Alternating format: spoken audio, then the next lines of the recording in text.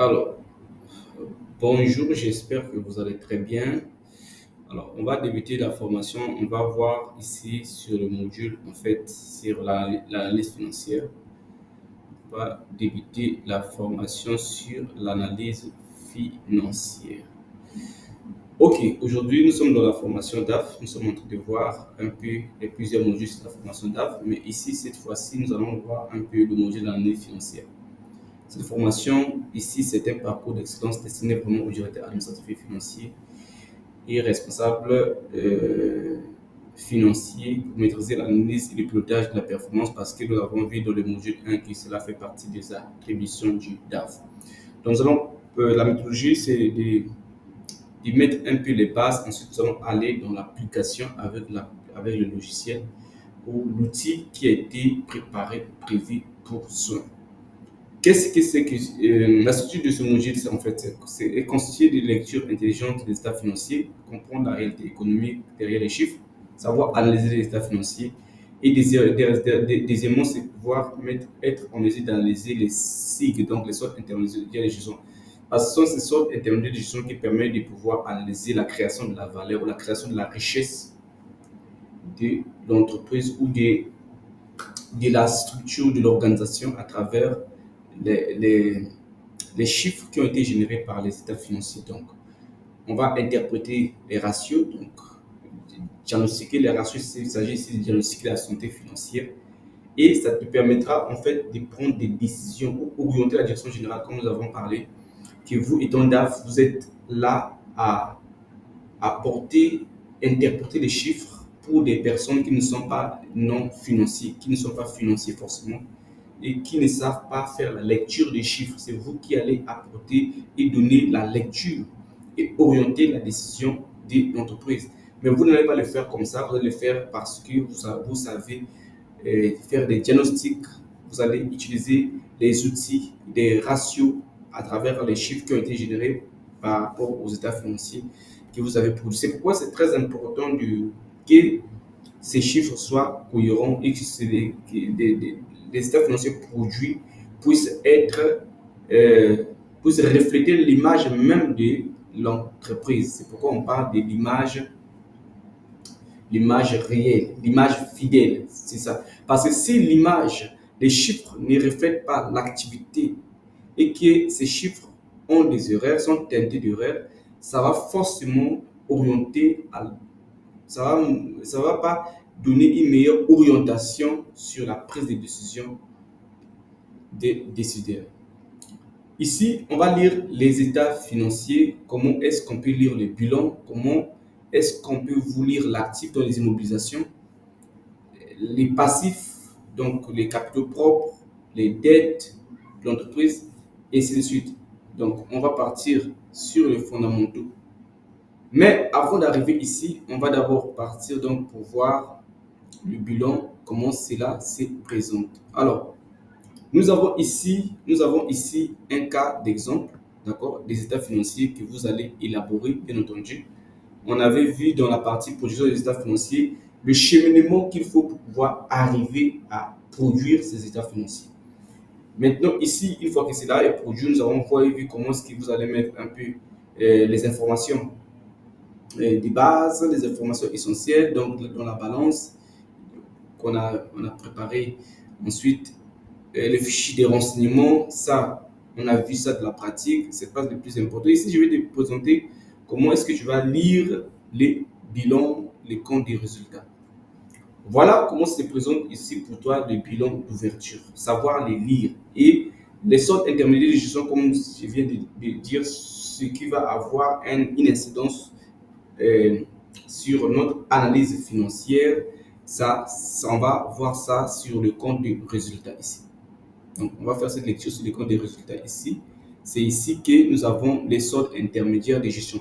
Mais pour cet exercice ici, c'est quand vous allez voir que les comptes des résultats, il n'y a pas de données parce que ça, c'est un bilan d'ouverture. On suppose que l'entreprise n'a pas encore commencé. Donc, on enregistre simplement le patrimoine. Il n'y a pas encore d'activité. Donc, les sortes intermédiaires de gestion, ici, il n'y a rien dans le compte des résultats. Mais ce que tu vas voir, nous avons ici la marge commerciale, nous avons le chiffre d'affaires. Qu'est-ce qui rentre en termes de compte chiffre d'affaires? Ici, il nous donne les masses. Mais comment les analyser? C'est là où on va faire utiliser les ratios. Et pour utiliser les ratios, on va utiliser une autre application qui va te servir et donc et DAF. Cette application-ci, je pense que voilà, c'est cette application-ci que nous allons utiliser, d'accord? Et donc et DAF. Un exemple d'application que voici.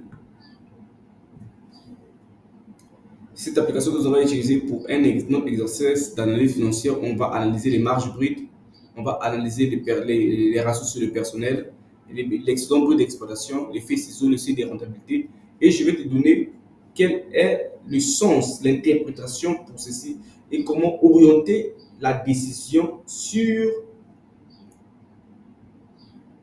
orienter en fait le pilotage, hein, les décisions des décideurs, en fait, excusez-moi pour la tautologie, mais quelle décision prise à partir de ces interprétations que nous voyons ici? Quelle orientation vous allez donner au niveau du comité de gestion, au niveau des actionnaires, au niveau des investisseurs, lorsque vous avez un exemple comme celui-ci où nous voyons quand même des signaux alarmants. Voilà, on va voir ça. Mais pour commencer, on va d'abord débuter pour te présenter comment se présente le bilan. C'est vrai que vous avez vu ça sur le module sur le module de production des états financiers, mais important aussi de revenir, ce n'est pas mauvais.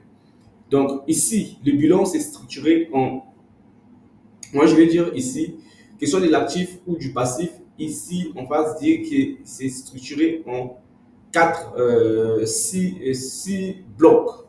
Au niveau de l'actif, il y a 3 blocs essentiels. Au niveau du passif, il y a 3 blocs essentiels. Au niveau de l'actif, le bloc, ce sont des appels de l'actif immobilisé.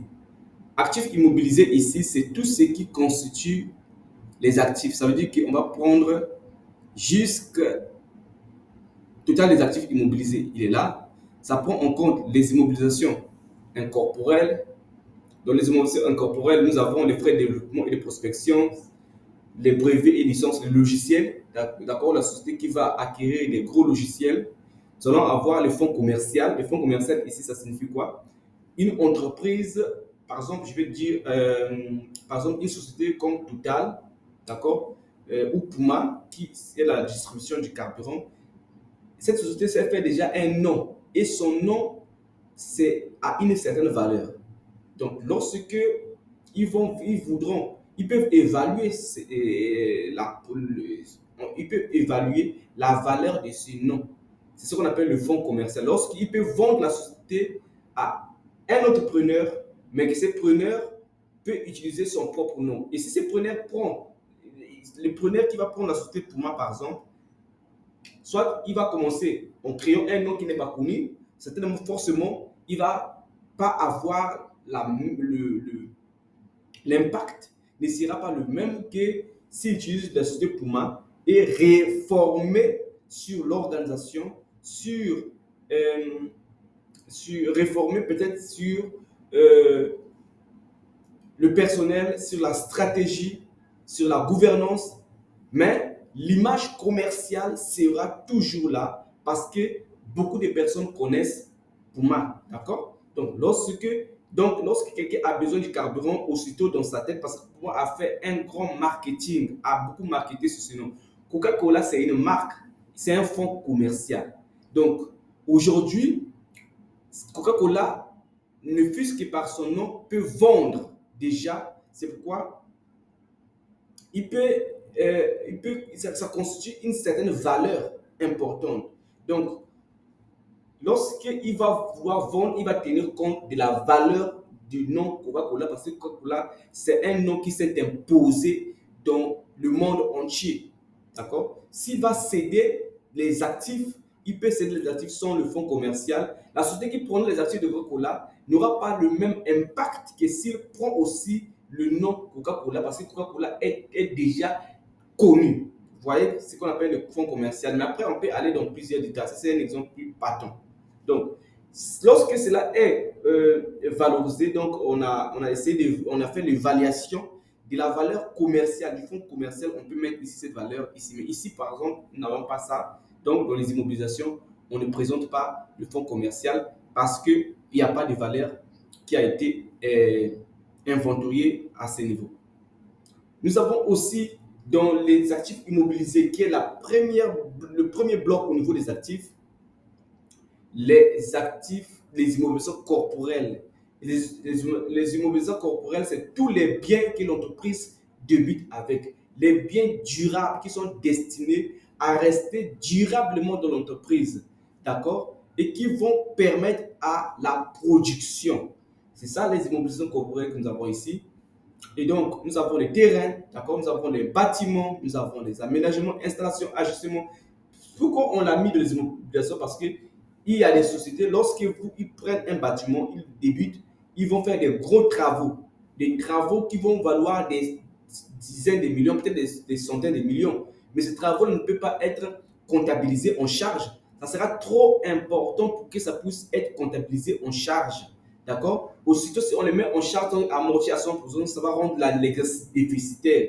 C'est pourquoi on le comptabilise dans les immobilisations. Parce que supposons que moi, j'ai pris cet immeuble, mon immeuble là où j'ai installé le bureau, j'ai fait des séparations, j'ai mis des baies vitrées, j'ai mis beaucoup des choses qui vont valoir peut-être 5 millions. Ici, ça vaut 5 millions parce qu'il y a eu reconfiguration de bureaux en intérieur, en interne. Et donc, c'est ce qu'on appelle aménagement et agencement installation. Peut-être qu'on a mis des speeds, peut-être qu'on a mis des équipements qui améliorent en fait, euh, l'emplacement des bureaux, qui améliorent le conditionnement pour le travail. Donc, tout cela a une certaine valeur qu'on ne peut pas comptabiliser ou amortir en 100% ou comptabiliser en charge. Donc, on le passe ici comme euh, actif immobilisé. Nous avons le matériel des bureaux et l'actif biologique. Bon, actif biologique ici, si notre société travaille, bien évidemment, nous avons par exemple des chèvres, nous avons des moutons, nous avons des ânes pour pouvoir, pour le but simplement de besoin, je sais pas, ici on n'a pas vraiment beaucoup de ces genres d'actifs dans nos entreprises ou dans nos sociétés, mais il faut considérer que ça peut exister. Par exemple, au Maroc, il y a des sociétés, qui peuvent avoir, par exemple, des chevaux et pour servir, je ne sais pas, dans le but d'exploitation, je ne sais pas, comme moyen de transport, supposons s'il y en a. Mais ce sont des actifs biologiques qui ont une certaine valeur qu'il faut comptabiliser dans les immobilisations. Nous avons ici le matériel de transport. Le matériel de transport, donc, c'est le véhicule. D'accord? Le véhicule ici est un matériel de transport où, s'il y a plusieurs véhicules qu'on a comptabilisés en immobilisation, on le passe ici. Donc, voilà les actifs immobiliers. Après, nous avons des actifs financiers, immobilisation financière. L'immobilisation financière, ça veut dire que l'entreprise, s'il achète des titres de participation, d'accord, il fait des placements financiers qui va générer des intérêts. Et ces placements-là, c'est pour plusieurs années. C'est une immobilisation à intégrer ici. Voilà. Donc, c'est un peu ça. Après, nous allons descendre sur le deuxième bloc en fait des actifs le deuxième bloc des actifs sont les actifs circulants, d'accord. Les actifs circulants, en fait, c'est tous les actifs qui sont destinés, qui sont prévus à être régulièrement en mouvement au cours de l'exercice, d'accord, qui sont souvent en mouvement. À l'intérieur, on peut voir quoi? On va voir les créances, d'accord, on va voir les fournisseurs, on va voir les clients, on va voir, d'accord, les fournisseurs qui ont donné des avances, d'accord, à qui on a donné des avances plutôt. Si on a donné des avances à un fournisseur pour acquérir, pour acheter de la marchandise, cette avance-là reste de notre actif parce que ici, nous ne le devons pas. D'accord? Ça reste de notre actif comme fournisseur, avance et à compte versé. Et donc, le but, c'est que c'est un mouvement qui est censé être clôturé, qui est censé être bouclé au cours de l'exercice.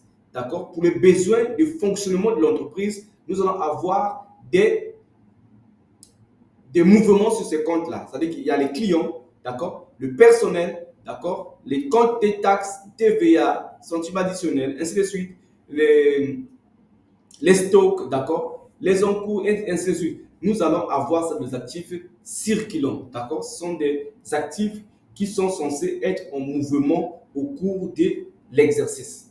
Et ça doit bouger. Alors que au niveau de l'actif immobilisé, ce sont les actifs qui sont censés rester stables pendant tout l'exercice ou pour plusieurs années. Ça veut dire que l'entreprise, quand elle achète un véhicule, ce n'est pas pour la vendre le mois suivant, mais ce véhicule est censé servir à l'exploitation, donc au fonctionnement de l'entreprise. Donc la durée de vie du véhicule là est de 5 ans pour pouvoir, il doit être amorti sur 5 ans. Et donc ça, c'est pas prévu que quand l'entreprise achète le véhicule, aussitôt il va la vendre. Si il va la vendre, ce n'est plus, ça veut dire que l'entreprise l'utilise comme marchandise. Mais si utilise ça comme moyen de transport pour le personnel, c'est un actif immobilisé. Par contre, une entreprise qui vend des voitures, qui achète des voitures, dans le but de vendre, ces voitures-là se retrouvent dans le stock et ça rentre dans le compte des stocks. D'accord? Ce n'est pas un actif immobilisé. Il faut faire très attention. Les clients qui achètent, ils sont censés, le but c'est que lorsque nous enregistrons dans notre comptabilité d'engagement, nous enregistrons les créances clients. Le principe est que ces clients-là doivent solder, doivent payer à l'échéance, peut-être d'un mois ou 2 mois. Donc, c'est pourquoi ça se trouve au niveau de l'actif circulant parce que ça va être au mouvement durant l'exercice. Ça n'a pas pour objectif de rester longtemps. Donc, ça reste dans l'actif circulant, c'est pour parler de circulant. Ensuite, pour le dernier bloc des actifs, nous avons la trésorerie active. La trésorerie active, c'est là où on va avoir la banque et la caisse. Donc, toutes les disponibilités de l'entreprise. C'est que l'entreprise possède en termes de cash. Donc, ça va être des valeurs que nous avons, de l'argent en caisse, dans le coffre-fort, et nous avons l'argent en banque, les disponibilités financières que nous avons. Et ça, c'est au plus bas parce que c'est ce qui est beaucoup plus liquide. D'accord? Bon, voilà ce que je voulais t'expliquer déjà dans la présentation du bilan actif. Et cette colonne ici, c'est une colonne qu'on appelle des amortissements ou des provisions. D'accord? Si ces amortissements et provisions vont apparaître ici dans le but de réduire la valeur brute des montants initiaux que nous avons ici. D'accord? Ça veut dire que si nous avons ici le matériel de transport qui a été acheté à 2,5 millions. Lorsque nous allons passer des amortissements pour ce matériel de transport, supposons que ça va faire peut-être 500 000 francs qu'il faut déduire chaque année.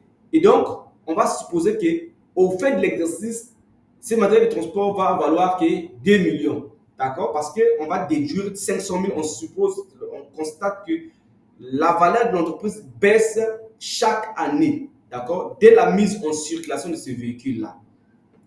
Voilà, donc c'est ce que je te présente ici. Alors, j'espère que ça va. Donc ici, nous avons 2 500 000. Nous avons ici les stocks en cours. Nous avons 200 000 et nous avons, voilà. Il n'y a pas de, dans cette colonne des amortissements provisions, il n'y a pas d'éléments parce que nous sommes ici à un cas d'un bilan d'ouverture. On va s'arrêter d'abord par là.